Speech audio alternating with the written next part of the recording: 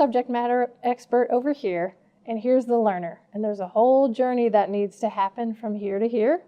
So I have the skill of being able to learn enough from that instructional designer about who their audience is. And one of the things that I always say is, if you're going to change behavior, which ultimately is what instructional design is all about, you need to know and love your audience.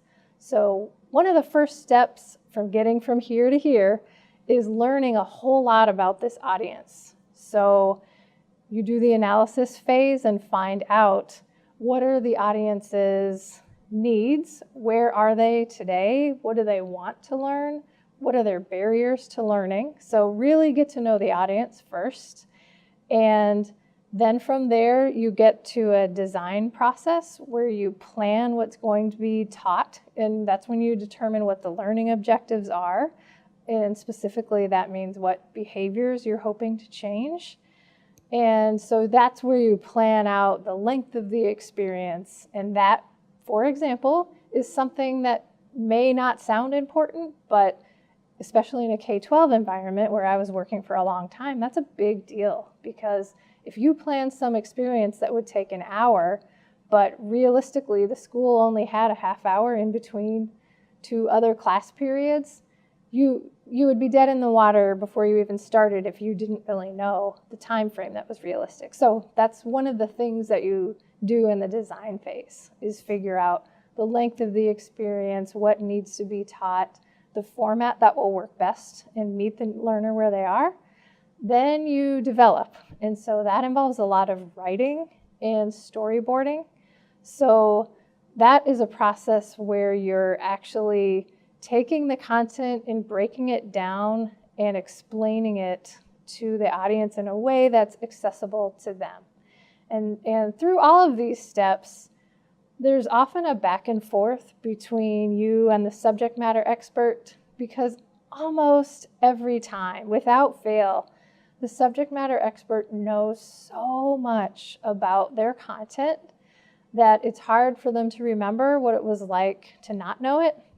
And it's often people who, the one way I like to say it is that there's an art and a science to whatever it is that that person knows and does really well. And so you're often the person who's getting the subject matter expert to explain things in a way where to them it's an art because it feels natural. Either it felt natural to them all along, or more likely they have learned things that have become natural. And so your job is to learn how to break it into steps and distill the content down, because usually the subject matter expert wants to teach this and you need to get it to this because that's what the learner can digest. So anyway, so that happens during the development phase, where you're actually, it happens more during the design phase, and then during development you're actually writing it and scripting it out. And then you do a lot of feedback back and forth, and ideally you're working with designated members of your audience all the time so they can be giving feedback at every single step. And then you get to the E phase. By the way, I'm describing an ADDIE model. So analysis, design, development, implementation. I was skipping E earlier. So implementation means you actually deliver the content. So whether that is a live training or an online course, the instruction actually occurs. And then E is evaluation. So you then evaluate, did the objectives get taught in the way that you were hoping? And from there, you gather information and pivot as needed. There is a market out there for instructional designers who can do soup to nuts, who can do the needs analysis and the writing and the planning of an e-learning course or a blended course or a instructor-led course. And then they have the ability to go in and do the programming in whatever software tool they're using.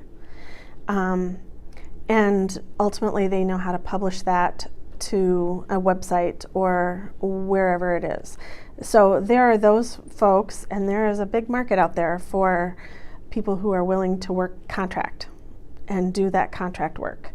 And a lot of those contractors, like I said, do the whole gamut. My responsibilities here are working with the subject matter experts, so collecting the content and helping the subject matter experts, the professors, think through what is the best way to assess students using authentic assessments. How do we set up the assessment in a way that it is an authentic practice, as well as I'm also in charge of helping to create the scoring rubric that goes along with it. So, and we use a backward design model. I think that's another huge thing to know, is backward design, Wiggins and McTeague. Yeah. And so that's, I think, another really important thing to know. So anyway, so that's, I work to do the design and the writing, and then here at Capella we have another team, the media team, who actually does the programming, and they use HTML5 or other tools to create the actual simulations that appear on the screen. The language, to be able to write well and to be able to convey information, so communication. A second skill I would say is being able to lay out and format information is very important. And I want to go back to communication.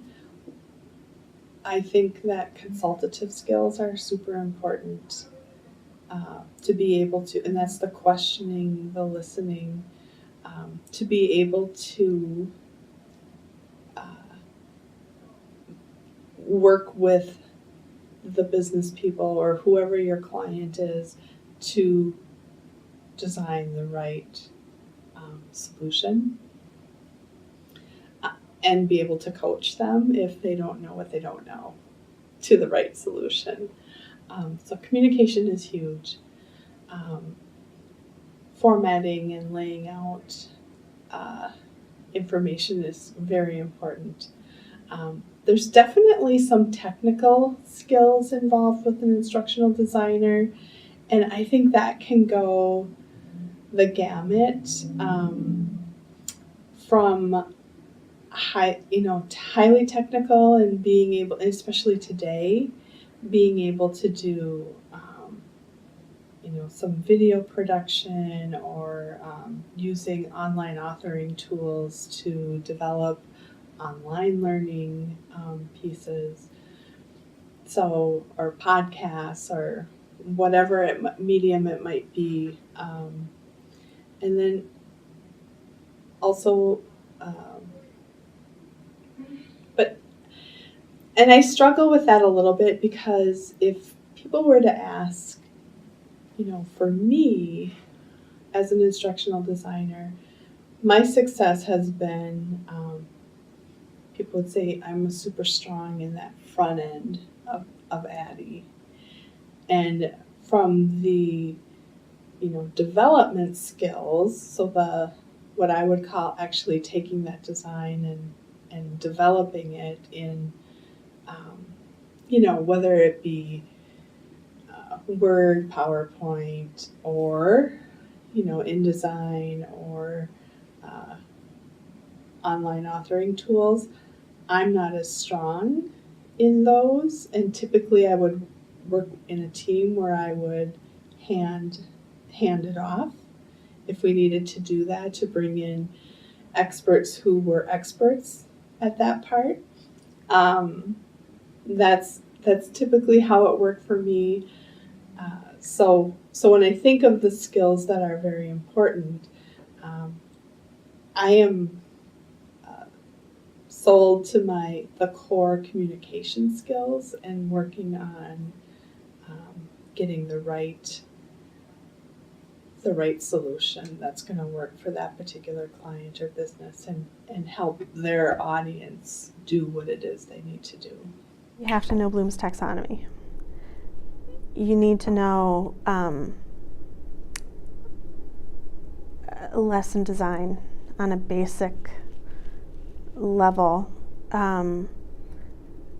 I was trained when I was starting out as a classroom teacher with the Madeline Hunter framework, and she talked a lot about using, she called them sponge activities, but engaging introductions, you know, and that, and then learning activities and designing the learning activities so that people are have a variety of things that happen during a lesson. So I would say that basic lesson design is important. I would say unit design and these are actually probably more knowledge based, but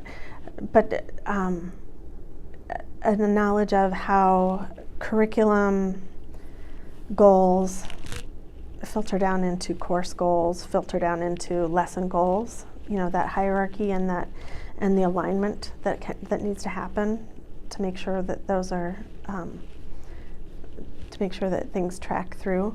The other hard skills, I am a big proponent of knowing as many technology skills as you can muster. I mean, I was originally trained using Captivate, but we used Storyline a lot at Allen Interactions, and they were moving more to HTML5 because it's more responsive and more agile that way. You know, there were some projects where some software was more appropriate than others, but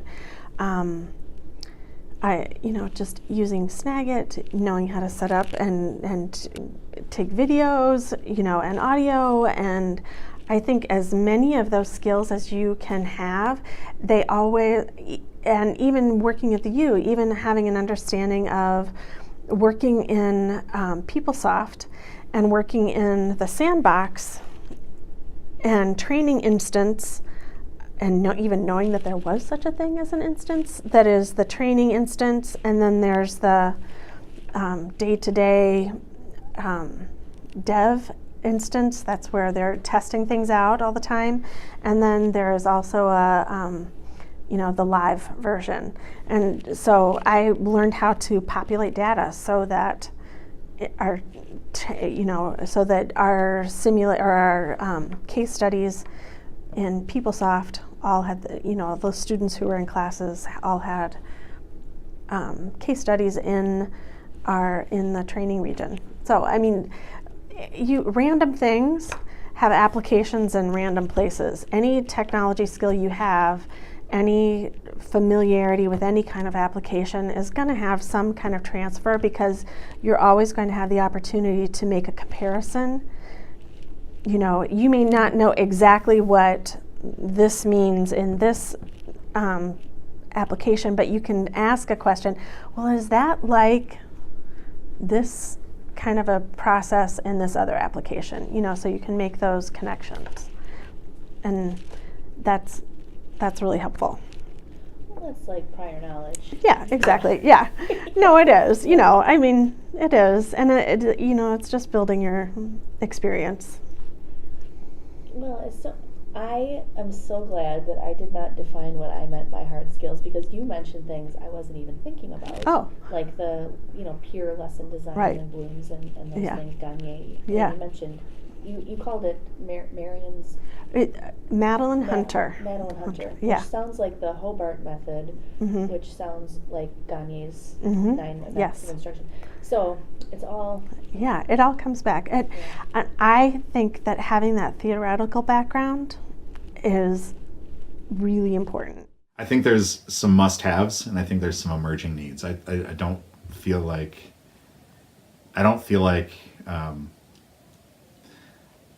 a lot of times there's a lot of finger wagging going on around old school instructional design, like, oh, that's terrible e-learning, or that's so outdated. And I wish people could just accept that there's still a market for that stuff, and people still like it and expect it. So hard skills, What is that stuff? that stuff. Yeah. I was going to get to that. Okay. So must have, I think, are, the easy tools that we were talking about. Those are still in demand. So Captivate and Storyline. And actually, I would assert that they're hard to find. Those skills are hard to find, which is pretty surprising to me. I think along with that, I think basic graphic design development skills, so basic Photoshop, basic audio video skills are really important to know. And there's some free tools out there that are really easy to pick up and play with. The hardware is really cheap these days. I mean, you can get a microphone for $20 and just mess around with it.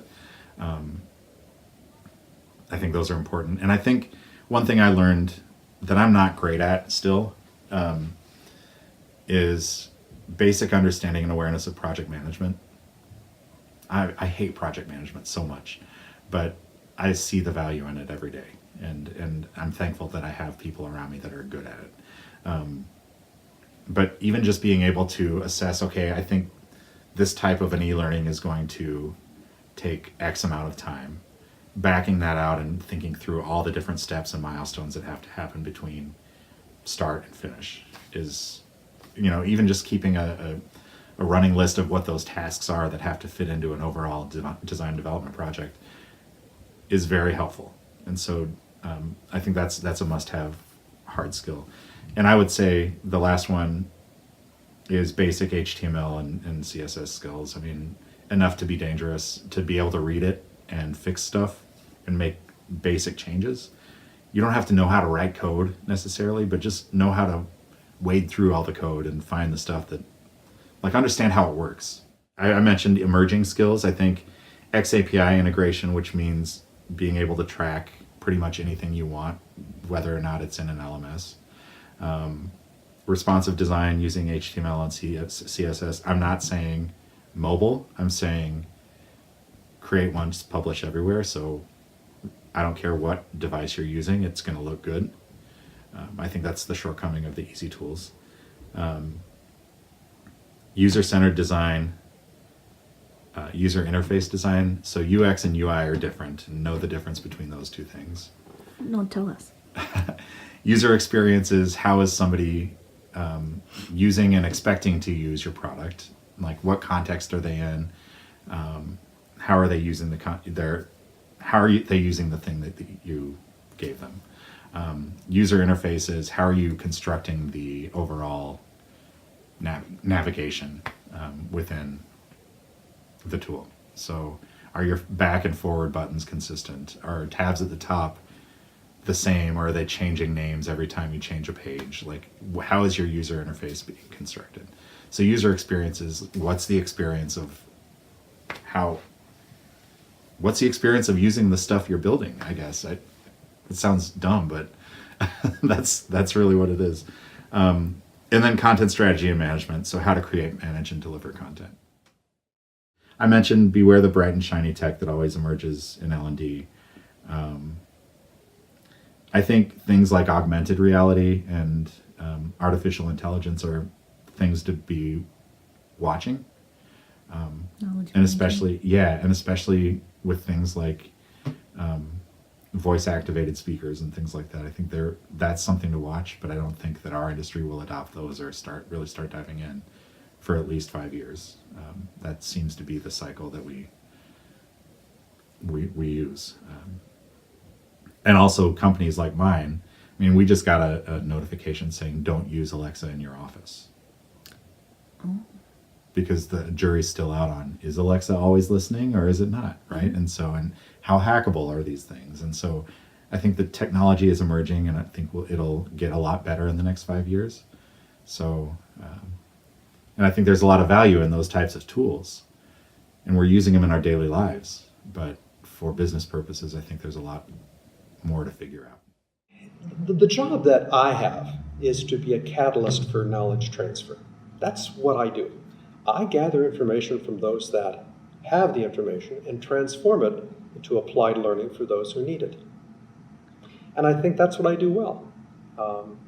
I think that comes from a standpoint of being an effective listener, a person who asks good questions, listens carefully to the responses.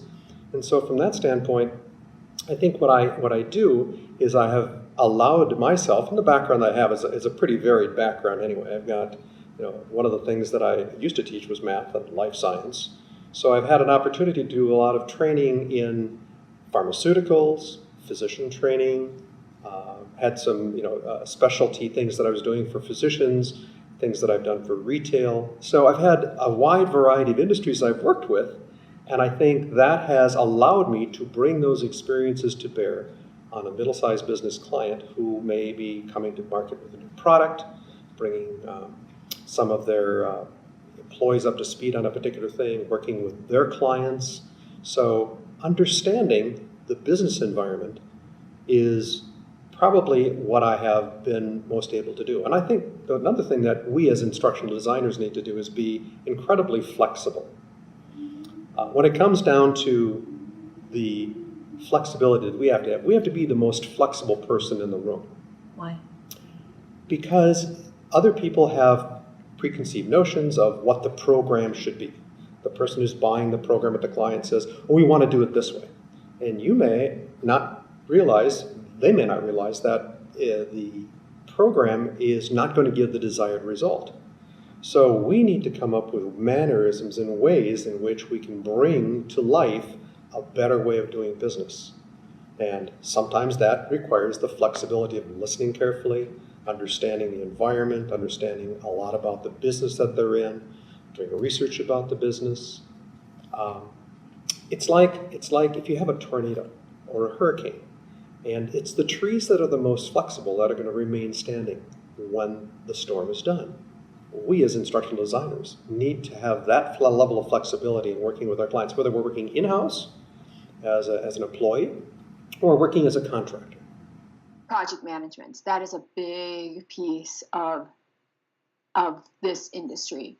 And it's not necessarily a problem, but it is the piece that is instrumental to making the education work, to having those project management skills. And sometimes you get someone to help with that, and sometimes you don't. So if you don't get if you're not on a team where a project manager is kind of keeping the alignment of everything, what's going on with the entire program, and program might mean, if it's marketed, the end timeline, all the subject matters that are into play. If you don't get a team that helps with all those other pieces, that's something that is a lot of times looked on from the instructional designer's standpoint. I manage a timeline based on when the end goal is. I always work backwards. Always. So if someone says, this is the date, then that's the date I work with and work back from that. Spend a lot of time developing a deep understanding of the business that you're supporting. And not necessarily, like, I'm not a financial advisor. I don't know a ton about financial advice. I mean, people go to school for that stuff. People get their licenses for that. I mean, there's a lot of studying involved in that. Know enough to be dangerous and know enough to be able to show up to meetings and look credible and make sure that your SMEs and your partners feel comfortable and confident that you have their best interests in mind. Working with teams, try to be as purposeful about role definition as possible. A lot of times, instructional design means you're doing all 5 things. And moreover, being a project manager on top of that. And so that can be overwhelming, and I would assert that nobody's ever good at all those things altogether. What 5 things? So analysis, design, development, those 5 things, implementation. Yeah. So lots of times you're not going to have a full project team. You're going to be given a design development project, and just know who your partners are and know what your strengths and weaknesses are in the ADDIE process, and ask for help when you need it. Meeting etiquette that I was talking about, having an agenda, sending it ahead of time, having, talking through your meeting, keeping to your time, that your allotment, being conscious of time, and following up after a meeting with meeting notes that include, this is what we talked about, this is what I said I would do, this is what you said you would do, and down the road, the next things that we'll be thinking about would be X, Y, Z. And so every meeting that I have with the subject matter expert, I always do a follow-up email with those things in it so that it, and I try to do it in the same email chain as the original agenda so that they can, so that in a way, it's me covering myself to make sure that I'm tracking things, because down the road, if a project goes south for a reason and I have the documentation to show that I was asking for this and I asked for it in 3 different meetings and I still didn't get it, then there's a reason for us to push the timeline or to push the budget or whatever needs to happen, and so it's important for, especially, when you're talking with several SMEs, to keep things straight and keep things organized. How many SMEs are you working with at the same time?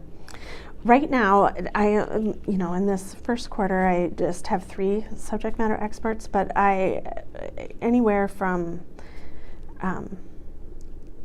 3 to 6 at a time. 3 to 6 projects at a time. So. Does that feel comfortable, or are you up at night? Right now, it's sweet. 3 is ideal, and as I'm learning things, everything takes a little bit longer to get the hang of it. Who do I ask for what, to get my questions answered. But, having more like at Allen, we would have, depends on the timeline of the project, but I usually had 3 or 4, sometimes 5 SMEs at a time, so 5 projects going at a time. Industry, and I also will put in the word culture, matters the most. For me, at least in my experience backward, culture really is a big part of designing or working with companies on education or training. And it helps to know what their take is on online or on educational practices, design practices. There's a plethora of ways to be able to give someone content or give someone education or give someone training if they need it. And so working with the industry or working with the culture of your subject matter experts, of the manager, of the people of the audience and who's going to receive this training really matters a ton, just because they'll be able to, it'll fit into their bucket. It'll fit into their piece. So I really like to have that knowledge and that background of who I'm working with and what the culture of the company that I'm working with or the organization that I'm working with. A lot of times they come in and they already know that because they've already done training programs, so they want you to emulate what they already have. Every single company, corporation is really, academic institution is really different in how they do things. And so if there's no process, but they're looking for you to come in and help with the process, that's great. And sometimes you have many limitations by the technology that they're using or the time constrictions that they want this done in. Like they may say, we have 20 hours of content, but we only have 8 hours to give them training. Mm-hmm. That's a thing. That a lot of times that is a thing. And so how can you best provide a program to be able to help? Honesty is the most critical one. Honesty, integrity, sincerity. Very important. If I don't understand it, how am I going to help the learner understand it? And many times, clients will turn around and give me answers that they know are not accurate, that they know are not complete, that they know are simply a carryover from something that was done in the past, and they don't have a real good justification for why things are being done the way they are. And so, to me, I think the ability to question and to, in some cases, be ignorant is the most valuable instructional design tool because it allows us to get to the core of what it is. Organizational skills are critical. How you organize your time, how you organize your materials, how you share information with others, how you organize the presentations that you're presenting. What is logical? What is a step-by-step development? People don't like to take quantum leaps. You know, that when someone is going this direction and we end up with something that runs our mind totally this direction, that's like cognitive dissonance. It's like cognitive whiplash. We are not in the field of giving cognitive whiplash to people. We should be leading people along the way. Education, educo, lead. We should be leading them from the pathway of unknowing to knowledge. And I think that's the job we have as instructional designers.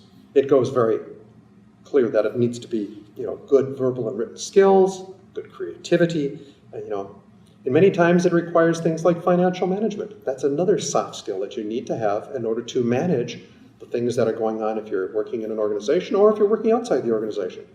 Because if they can't make money, they aren't going to stay in business. And our job is to make sure that the training we put together is cost effective and providing them the desired result so that they can continue to earn profit and continue to serve their customers. So if you can't tell, another of the main skills that you need as an instructional designer is knowing how to listen, because that's a lot of what you do. You really have to listen to the subject matter expert. You also have to listen to the audience. And so that's one thing. Another skill is putting pieces together and seeing patterns and discerning what's the most important thing for people to know. And being organized and having good planning skills is helpful, as is writing. So those are all skills. Oh, and another skill that is absolutely critical for an instructional designer is curiosity, because at least in my experience, you get to encounter all different subjects. I mean, I've taught classes on topics that range from Ojibwe lifeways through the eyes of an Ojibwe beadworker, all the way to a corporate franchise class teaching people how to do eyebrow shaping in a professional studio, and lots of other things in between. So you have to really enjoy learning about some topic that you never had any contact with. And I think that curiosity is what allows you to become enough of an expert that you can translate it into teaching it. But it's also good that you come to it from a cold perspective, because then you know what it feels like not to know that thing, and you know which questions to ask in order to understand. So you also have to be humble, because you have to constantly ask questions and sometimes just say, okay, explain this to me again, because I still am not understanding this one piece here, which I think is a good thing, because ultimately, whatever you struggled with to learn, chances are very good the learner will struggle too, and that helps you know better how to guide the learner. The skills that I have as an ID have allowed me a lot of flexibility to try different things. And there is definitely a demand for instructional designers in corporate America. There is definitely a demand for instructional designers in the nonprofit world. There is definitely a demand for instructional designers in the academic arena. So, and I also have colleagues and professors my mentors who are I have one professor who is building virtual worlds as training for the military. Sure. So I think the more the more we move forward, people want to make sure that the money they're spending on training and on instruction is well spent. And so in order to make sure that you're getting good results from the training that you're building and from the instruction that you're building, you need to have skilled people as instructional designers to make sure that you're building things in a way that are going to give you a return on your investment on the other end. Understanding your audience and your business is critical. I think how your audience is using technology today is also critical to understand and be mindful of, because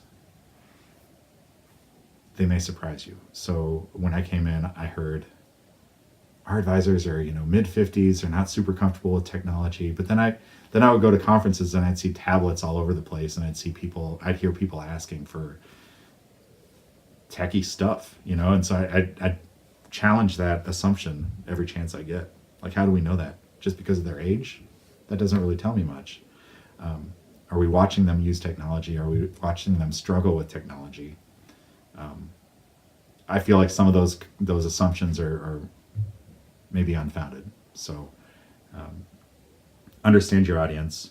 Be confident at consulting and risk taking. I hear so much, and I heard this at Frederickson so much with clients.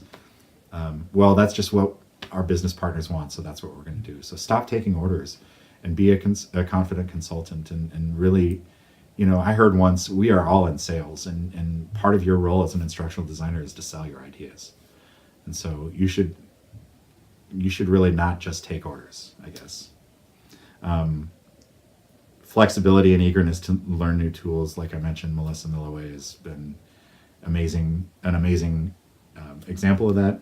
And I'd say the last one is one that stuck with me from a mentor way back in the day when I learned Flash way back in the day, which I'll never use again. But he told me it's not about having all the resources at your fingertips. It's about being resourceful. And that seems kind of cliche, but it's so true. And so often we forget that our problems are not unique, and somebody else has probably figured out how to solve it. So Googling, as easy as it sounds, Googling is, if you know how to Google well, you can find pretty much any solution to any of your tech problems that you have, or learn pretty much anything you want to learn. So be resourceful, get inspired by good design outside of L&D. So pick a website that you like to use, figure out why you like it, think about what you would change if you had control over it, and then try to recreate some of those elements into whatever it is that you're building. So when I think about the front end of design, I think about working with the business and working with the people to really understand what it is that they need, because sometimes and oftentimes was my experience from the business, and I consulted after I left Thomson Reuters, is they come to you with what they need. And once you get into that and really use your consultative questioning and listening, you can identify, what is the true need, and is that going to support that business impact that they really want to get to, or is it some other things that are uncovered? So the front end of ADDIE for me is really working with the business and really understanding what it is that we should be designing and developing, and that's understanding. So that's understanding the business and the big picture, and then how this piece is going to impact that. So that's how I look at it, and then going into design, taking that and creating something. Today that's done a little bit differently than how we did it back then, but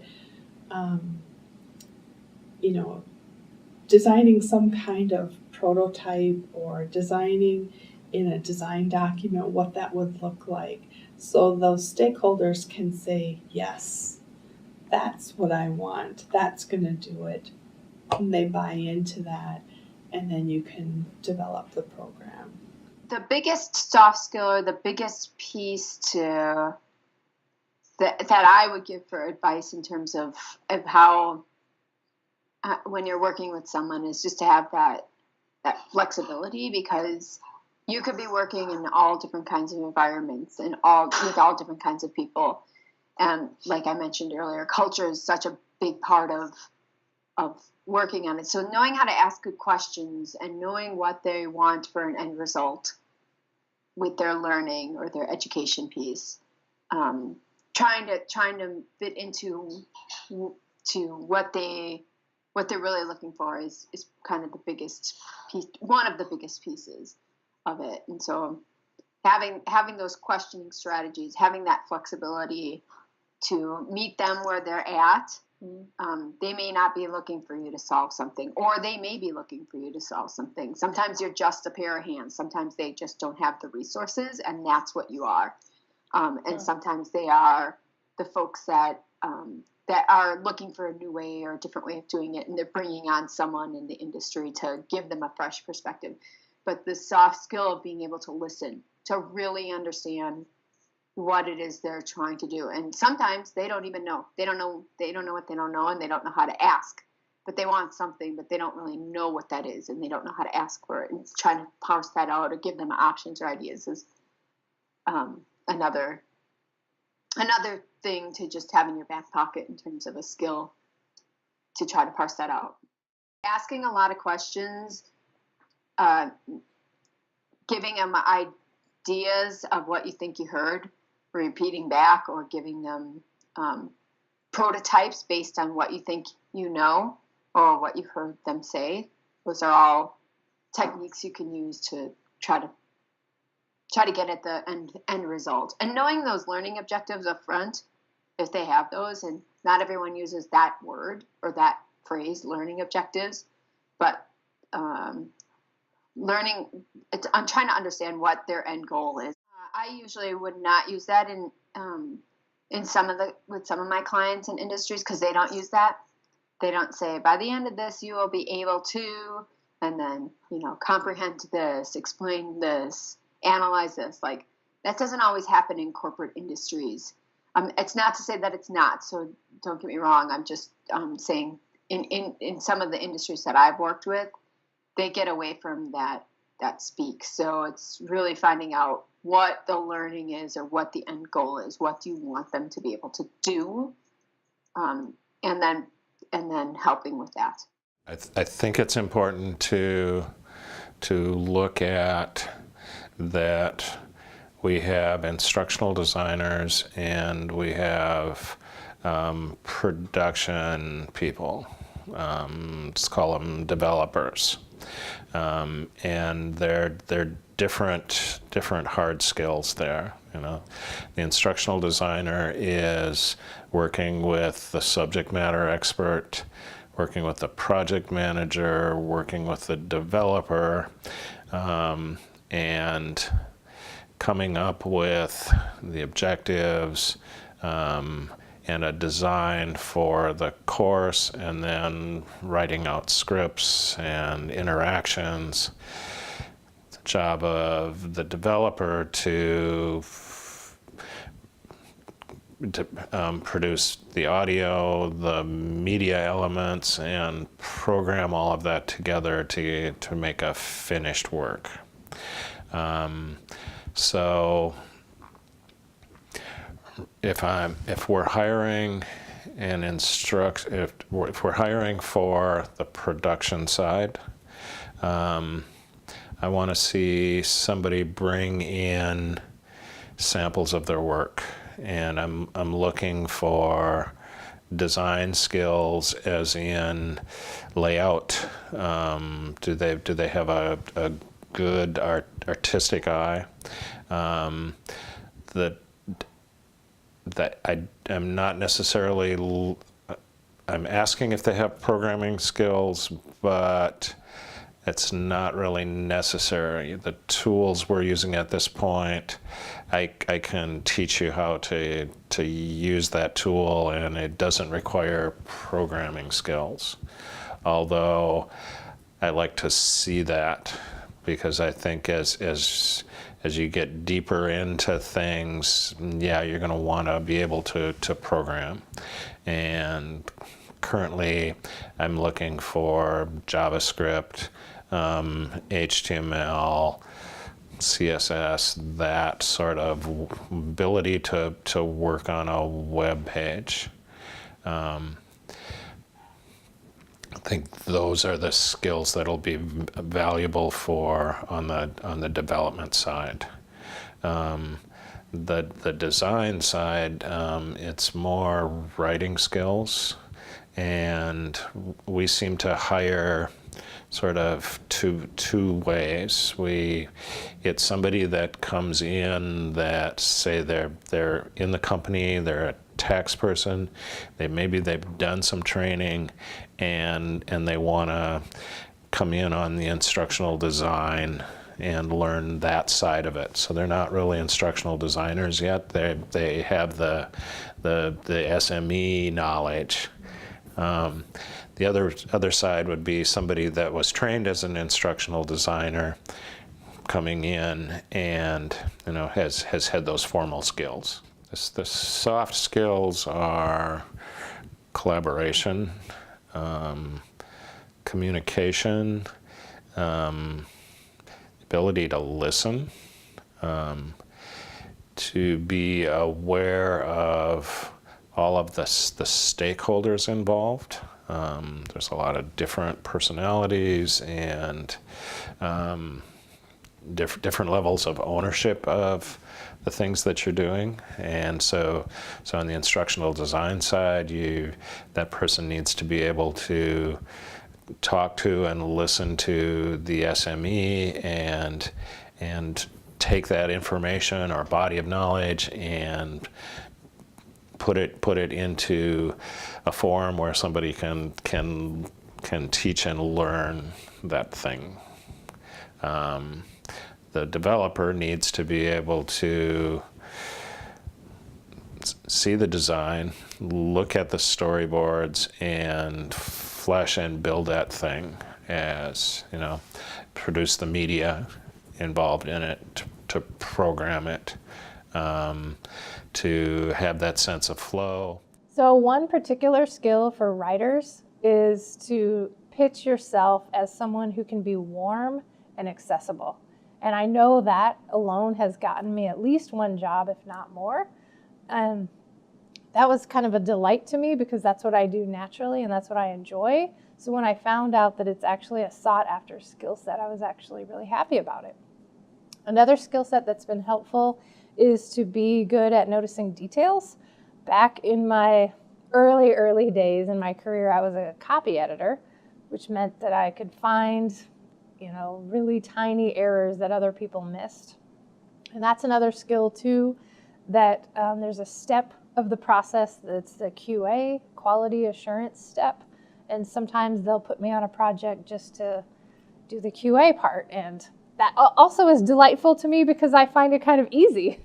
It's like, oh, all I have to do is find things that don't seem right, and it comes naturally to me. And I can't believe I get paid to do that sometimes. But so if you're eagle-eyed, that's also a skill that really is sought after in the business world as an instructional designer, for sure.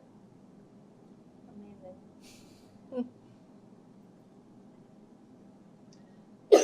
I would also say, just in general, being adaptable is a skill in and of itself. And that has become very clear to me since making the transition to being self-employed. So like one day they'll stick me on a project as a project manager, because I have the confidence to step into a team and lead.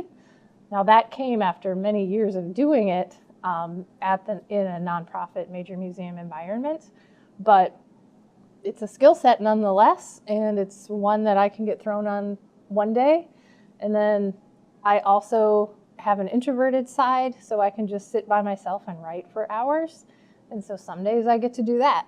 And like I said, sometimes I'm doing quality assurance. So an ability to be adaptable, I would say, is critical to an instructional designer. Maybe other people have different opinions about that. I think you probably could specialize and just do one thing over and over, but my experience hasn't been that way. My experience has been, they need you for this right now, so switch gears and do that. But if you're a multi-potentialite or you're somebody who likes a lot of variety, instructional design for sure is a way that you can find that in a career. Relating to people and having a conversation with subject matter experts. And I've worked with people who were selling batteries for forklifts to, you know, and talking with those folks, and they have a whole different, you have to relate to folks who are in a really technical, hands-on field in a little bit differently than you do, you know, talking to people who are mostly academics. And so I think having a wide variety and having basic conversational skills, because just like you talk about the personalization impact, you have to be able to have a conversation about the weather, about your favorite team, having a personal connection and building a personal connection with the SMEs. Not that you have to have long and involved conversations, but any working relationship, any soft skills that you would have with any colleague are essential in instructional design, because you have to be able to relate to people, because you need information from them, and so you want them to feel positively about interacting with you. I've sort of boxed you into instructional design developer. Those things really overlap at this point. You don't want it to be waterfall of I do ID, I do development, delivery. We have our development people in on the kickoff meeting, so they're listening to and hearing what is going to be built, what they're planning. I think the exciting thing about building these things is when you get the instructional designer and the developer together and they're figuring something out, and getting it to work. I've seen some things where the storyboard came through with, this is the example, then turn the page and here's a question about it. And when you laid that out, you prototype it, you go, I'm on this second page and like, what did they say over here? And so all of a sudden you go, oh, those two things need to be together. Can I build it so that I see the question and the stuff that's going on, and then ask the question or the interaction on top of that thing, and so until you sort of start to get into the guts of the storyboard and start to build it, you're not going to see those things, and then you start to see it, and you're as a developer, you're fleshing it out so the instructional designer can see it, and there's collaboration and interaction back and forth at that point. My advice we had an intern a summer intern, and one of the key things that I talked to him about was go online and sign up for the 30-day trials of Captivate and Storyline, and use those 30-day trials to practice and create and fumble around and use the software tools, because that experience of using the software tools is huge, because it builds an understanding of what happens behind the scenes, and no matter where you're designing. Plus you can build experience if you ever wanted to do consulting or contract work. And the other reason for doing that is, it just is a great skill to have to fall back on. I've gotten to the point now where I've gotten enough experience that if I wanted to be working on contract work while I have a full-time job, I could be doing that. Because there's such a market. Because there's a market for it.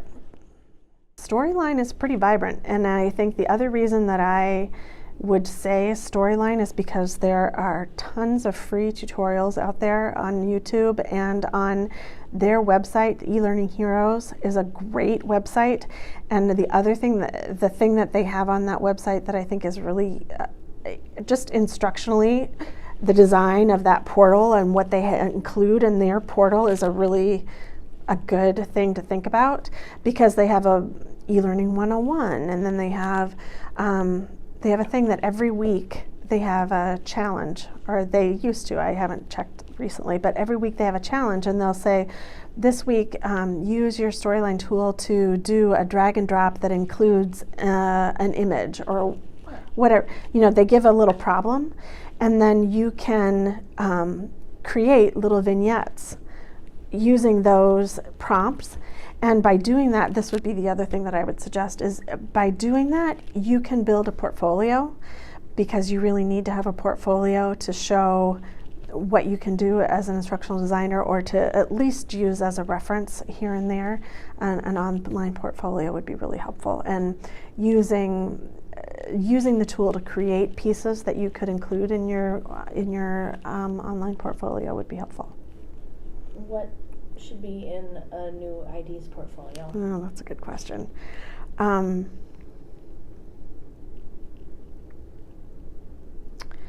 I started with mine. I didn't start mine as early as I should have. I put an example from a nonprofit. I put an example from sales training. There's always sales training.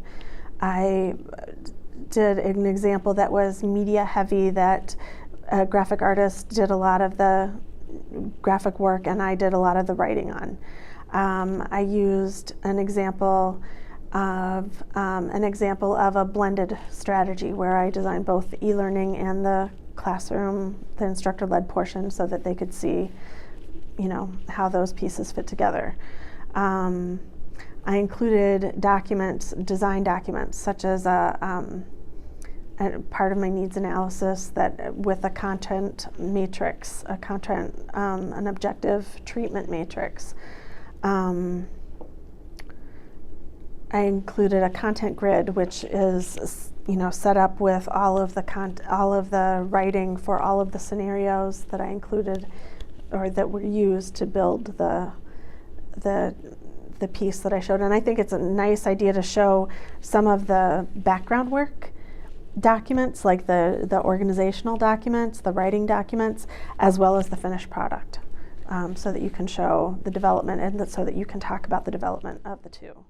Currently, the software that we use to build courses is Storyline, and I think that there's probably two sort of industry standard tools out there: Storyline and Captivate.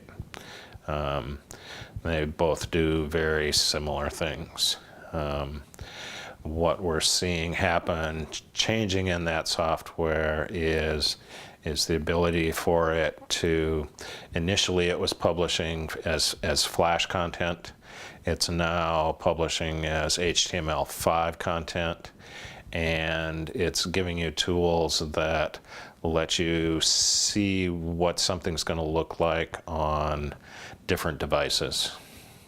Because now all of a sudden, does it work on Android? Does it work on iOS? Does it work if it's not connected to the system? Has it been downloaded? Another tool that we use is Camtasia. So you have somebody that wants to demo a piece of software on the computer. So we use Camtasia to record that demo. But again, you still have production issues there of good audio. Do they have good microphones? Do they know what they're doing? Is it scripted out? And so I'd say what we're doing at my company is we're trying to interject and have an instructional designer on those projects. Like, so if you come to us and go, I need to demo this piece of software, you start to ask questions, and if we agree to do the project, there's an instructional designer that's helping them design what they're saying, making it instructionally sound. And then my production staff is helping them make it look professional. So one of the skills of the developers on my team is that they're going out and identifying voices and recording audio and editing audio for voiceover. Another role which I have not personally played is the articulate or storyline. Those are typical tools anyway, but the developer. So the one who actually takes the content and puts it into the e-learning tool specifically. That's one thing that's important, and I know that because I actually don't have that skill set. And at least, well, no, I'll say once, I had an instructional design gig where the person who was doing the hiring said, let me just tell you this, if you have development experience, it's going to increase your ability to get hired. And right now, those people are always in demand. And so that was something I was aware of and still am, that's just not in my skill set yet. And so I'm probably not available for as many jobs. That being said, I haven't had any problem getting work so far as a writer. As a writer, as an editor, as a project manager, those seem to all be very much in demand as well. Having some kind of a technical, and I'm not saying that you have to be completely technical about this, but having the ability to have a computer is super helpful, right? I mean, I don't know anyone in this industry that doesn't know how to use a computer. Having access to some kind of some kinds of software that work best for you is really very beneficial. Having a pedagogical background doesn't hurt in terms of just understanding what pedagogy is, understanding how learning sort of works, understanding how curriculum kind of works. That's a good skill. Having a little bit of background in project management or having managed, it doesn't have to be official, helps because, like you said, organization is a good skill to have when you're in this industry. And then, meeting the learner. Some of your subject matter experts might not have the technical skills or do that because that's not their industry. That's not what they do. So knowing how to upload files, know how to web browse, know how to troubleshoot, know how to ask questions, know how to, do citations, all those things that come with putting together a program is super helpful.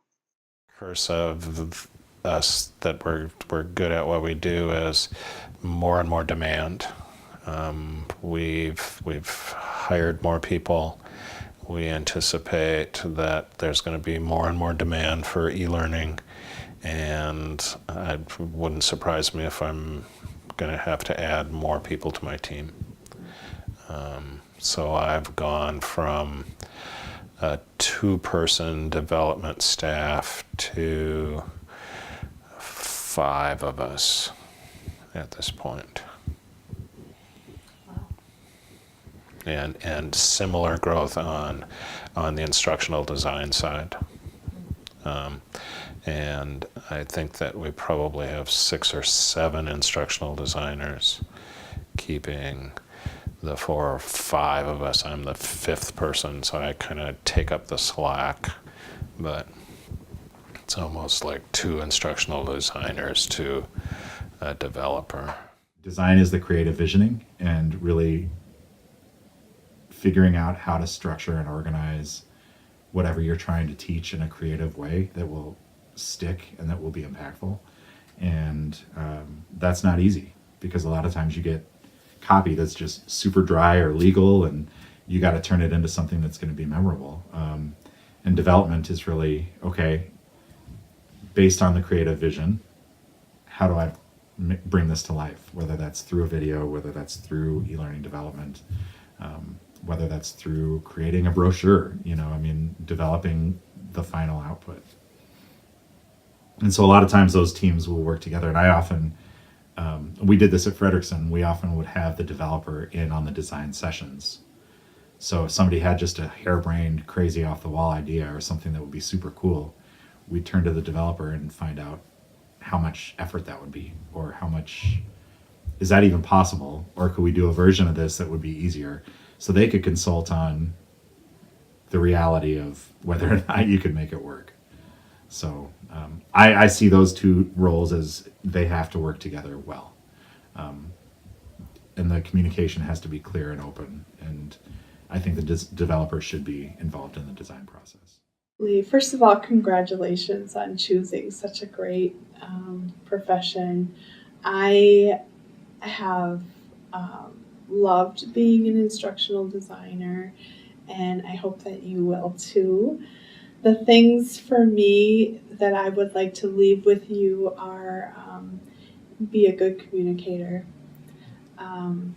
be an advocate for that person who's going to be taking your course or being a recipient of that learning experience.